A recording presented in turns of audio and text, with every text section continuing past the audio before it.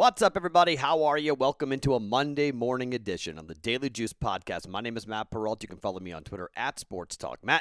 And we have reached the end of the NCAA tournament. How about that? This podcast is being brought to you by BetMGM. Got an offer for you coming up here in just 1 second from BetMGM that you're going to like. And I've got 3 more plays to get to you here for the national championship game that I will explain coming up here today on the Daily Juice. But a reminder here at the top. We will be doing a live stream at 7:30 Eastern Time, 4:30 Pacific Time off the YouTube channel for BettingPros. I will be hosting it, and I will go through all your picks and plays and thoughts. We'll have player props recommendations. This game is going to be heavily bet. The limits are really high, so the books are going deep. They're opening up a bunch of different things. There are prop bets available for this game that I've not seen before in college basketball during the regular season. So it's been awesome to kind of sift through them. We'll continue to go through them throughout the entire day. I will have interviews during my radio show during the day, people I'm talking to, picks and plays that they like, so I'll pass that along. We'll talk about a couple of in-game parlays maybe you want to jump into if you use BetMGM for same-game parlays and stuff like that. So that's coming up for about 30 minutes from 7:30 to 8, coming up tonight on Monday night on the YouTube channel for Gonzaga and Baylor. The super game is here, guys. The game we all hoped for, the game we were all waiting for and wondering would we ever get here because they've been on a collision course for the entire year. And Baylor had their COVID stoppage. Baylor had, some hiccups. They didn't look like Baylor, but they have really come back strong. And then, my goodness, in overtime, the Gonzaga Zags get a prayer shot from Jalen Suggs that goes in and knocks out UCLA. In overtime, we probably go to double overtime, and who knows what happens in that game do the Bruins get here, and we don't get this game. So we'll get into this today a lot on the podcast and break down the 3 plays that I've made here on this game. But to remind you, we already have one bet in here, half a unit, first half over 76 points. That was given out yesterday, so that's the first play I've got going up today.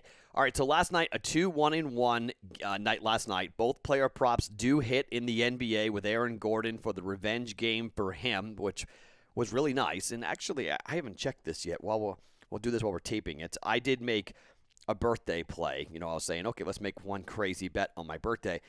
I bet Aaron Gordon double-double at plus 800. And am I going to get there? Probably not. We had Aaron Gordon over 12.5 points. He's got 22 points at the time of taping.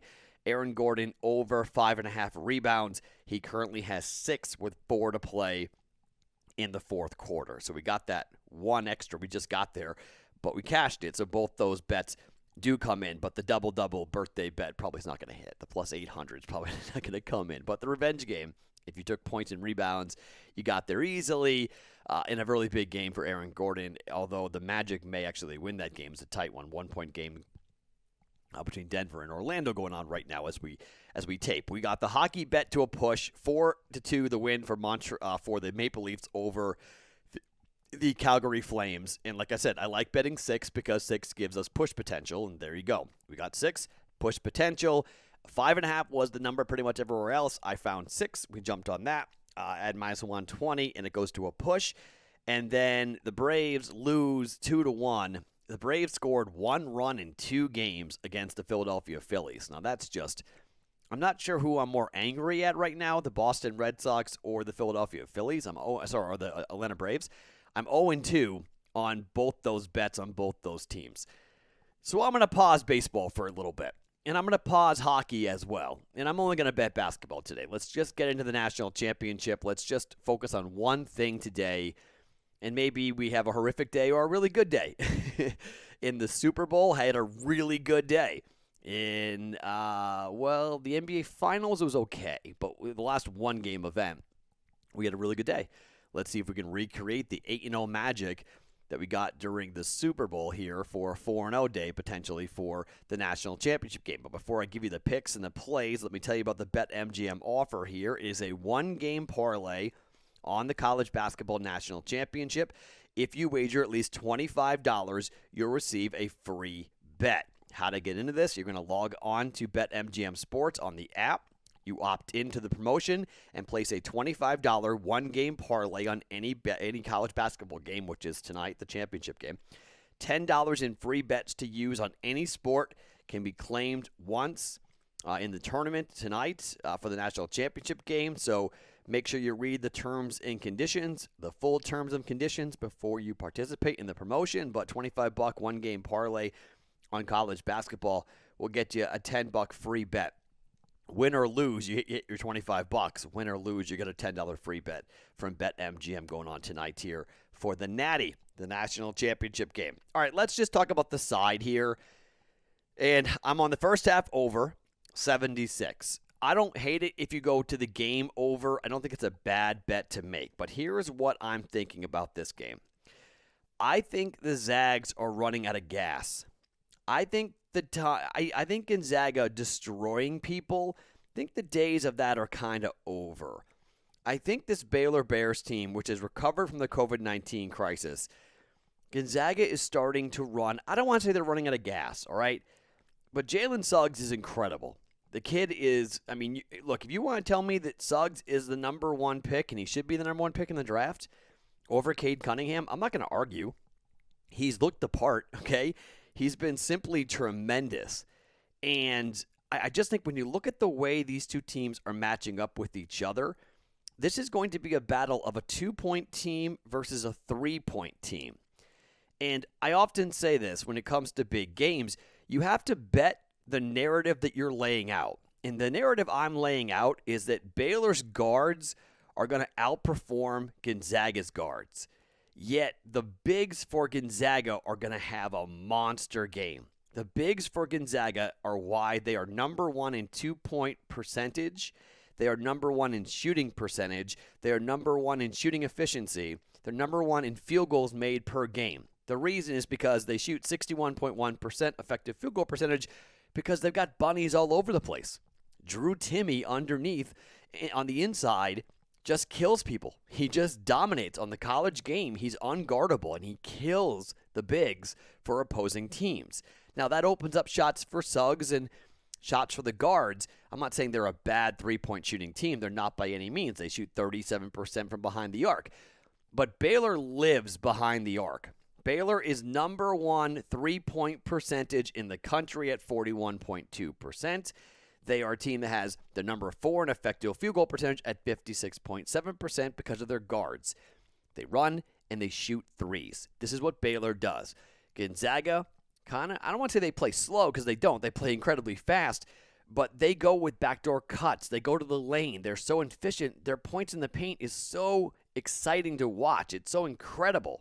I think this is 2s versus 3s. And I think Baylor's going to have a really good night shooting from behind the arc. If you look at 3-point percentage defense, Gonzaga gives up 32.3%. That's 89th in the country. Effective field goal percentage, Gonzaga gives up 47.5%. That's 55th best in the country. They've played well in stretches, like the second half against the Creighton Blue Jays. Gonzaga played really well. They can play well at times, but they also can give up a lot of open shots. And you look at the game against UCLA, you look at the number of shots the guards got. I mean, again, in the first half, I was not expecting UCLA to be the reason why we cashed that over in the first half of that game, and it was. I thought Gonzaga would get out there and score 45, and I just needed a good 32, 33 points. I didn't think we were going to get like 36, 37, 38 points out of UCLA in the first half, and that's why that went over. So defensively, I just think Baylor can do a lot of the similar things that UCLA can do, and I'm not saying that Baylor wins the game outright. I am saying this, though. I'm taking the 4.5 points. All right, it's a national championship game. I'm taking the points. I'm on Baylor, half a unit at plus 4.5. I would love 5. 5's gone. Opened at 5. That number's gone. If it goes back to 5 during the day, grab it, okay? But I have to bet overnight, so I'm getting a worse night. And I don't think I need to buy the half a point. I thought about doing that and going to 5, but I just have a sneaky suspicion this is going to be an incredible game coming down to the wire. And I think it's a one-possession game. And I think it's one way, a coin flip, Baylor, Gonzaga. I think it comes down to whatever team makes the last-second shot. Gonzaga got it in the first matchup. I think Baylor's going to be right there. I think Baylor is peaking. I think Baylor has a really good shot to win this game outright, and I'm not going to hate it if you come at me and say, Matt, I laid the plus 170 on the money line. I don't hate it, okay? This team, I don't want to say they're running on fumes because they're not, but it's so hard. Remember the Patriots in the Super Bowl? Remember that? 18-0? It is so hard to run the table and go undefeated. It's just a really incredible mountain to climb. I just think that the Baylor Bears are right there, and it's not going to shock me in the least if Baylor winds up winning this game and Mark Few once again is kept away from a national championship. It's the only thing they haven't done. This is their second time to the national championship game, and they haven't won it yet. I don't know. I think Baylor's live here. I think Baylor's really going to do some big things here. I like Baylor plus 4.5 for a half a unit. So we're going first half over 76 points. Baylor plus 4.5 points for the line for the game here. Two more bets coming up here.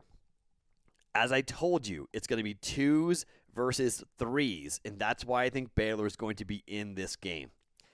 Told you about the Baylor Bears and their numbers shooting threes this year. Baylor is insane, 41.2%, number one three-point percentage in the country. Baylor averages 10 made threes a game, okay? The number for Baylor made threes at Circus Sports tonight here in Vegas, 8.5 at minus 105. I know Gonzaga is going to have to take away the three-point shot, and you could say they're going to get out there and really push, but, man, I'm just going here with the trends. Like I mentioned, Baylor in the first half scores 39.6 points. Gonzaga scores 45.7 points. That's why we played the over 76 points, okay? So if you want to look around and be like, okay, why are you betting what you're betting? That's why I bet the over. Same thing here with the numbers. I think, for a national championship game, sometimes the teams shoot differently. Sometimes the sight lines and the venues and all the things that can come into play here. But I'm going to go with the Baylor Bears to hit a bunch of threes and Gonzaga to hit a bunch of 2s. So the first play is Baylor over 8.5 threes at minus 105 at a half a unit. They average 10. I just need an average game. Okay, I don't need an over. An incredible game. I just need 8.5 made threes for Baylor here, which I think that's their advantage, to shoot threes. Don't go driving in there with the trees of Gonzaga. Drive, kick to open shooters, and hit threes. Okay? That's over 8.5 for Baylor made threes at minus 105. And the last bet, we're going to a player prop. Okay? Player prop. How about this? Drew Timme. In Vegas, it's 21. At other books, it's 21.5, but in Vegas, it's 21. Drew Timme in this tournament against Oklahoma scored 30, against Creighton scored 22, against USC scored 23, and UCLA scored 25. Baylor's got some bigs, and Baylor's probably going to double team him, okay? But if they do that, they're going to open up shots for Jalen Suggs, and I think the putback game is going to be big. Like I mentioned, this is 2s versus 3s. So who's going to be scoring the 2s the most? That would be Drew Timme. Okay, Drew Timme averages 19.2 points per game. I need him to have a better game than that. Number is 21. I need Drew Timme to get shots and to shoot like he's been shooting. 10 of 14, 10 of 19, 11 of 15 over the last 3 games for Drew Timme. I'm going over 21 points at minus 110 for Drew Timme. Player prop, half a unit here going on here tonight for the national championship game. All right? So those are 4 plays for the national championship game coming up tonight. First half over 76 points. Baylor plus 4.5 for the game. Baylor to make more than 8.5 threes at minus 105. And Drew Timme to score over 21 points at a half a unit. 4 plays, 2 units in play. Speaking of half a units, however, I'm going to attempt something over the next couple of days. You're going to get NBA player props out of me coming up tonight in the Discord channel.